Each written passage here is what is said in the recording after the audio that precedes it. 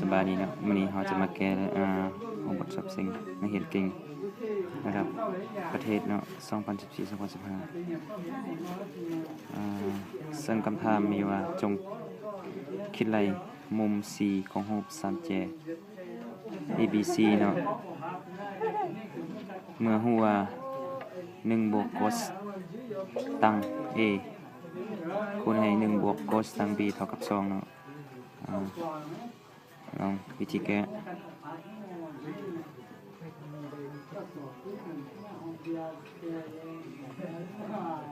จาก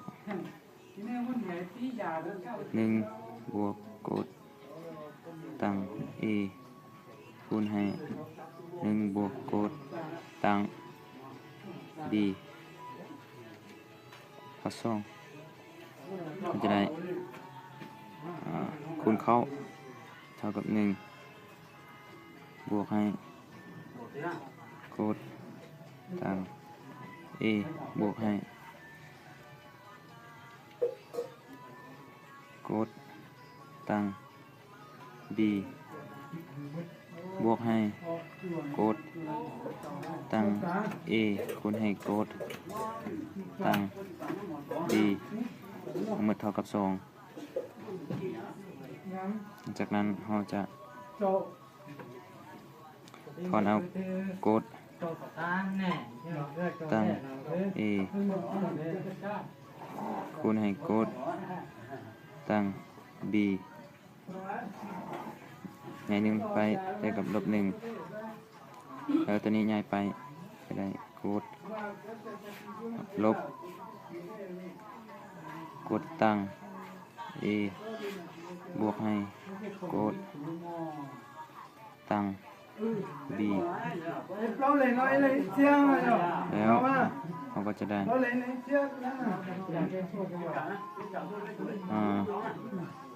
โกดของตั้ง A คูณให้โกดตั้ง B ลบ1แต่เนี่ยตัวนี้ไปเป็นจากคูณมาเป็นหารโกดตั้ง A บวกให้โกดตั้ง B มันจะได้เลือกกับลบ1ซึ่งอยู่ในนี้เอาหัว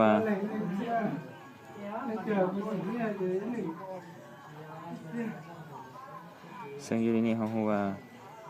โกดตั้ง A คูณให้โกดตั้ง B ลบ1นี้ส่วนให้โกดตั้ง A บวกให้โกดตั้ง B ตัวนี้เท่ากับโกดตั้ง A บวก B นะเท่ากับโกดตั้ง A บวก B แล้วเราก็จะได้โกดตั้ง A บวก B เนาะหมดเท่ากับลบ1ซึ่งอยู่ในนี้เราว่าตั้งของลบ1นี่เท่ากับ3 ปีส่วน4เนาะแล้วเราก็จะได้ A บวก B เท่ากับ3 ปีส่วน4เนาะซึ่งเรารู้ว่า A บวก1รูป3แจ A บวก B บวก C เนาะA บวกให้ B ให้ C เนาะมันเท่ากับ180องศาซึ่ง180องศาจะเท่ากับ B เนาะแล้วเราก็จะได้เราจะถอนเอา C เนาะเพราะฉะนั้น B ลบให้ AB เป็นอย่างนี้เนาะหลังจากนั้นเราก็แทนค่าใส่เนาะ B 3 ปีส่วน4เนาะตอนนี้เราก็จะได้ ปีส่วน4เนาะซึ่งปีส่วน4ตัวนี้มันจะนอนอยู่ในมุม45องศาเนาะ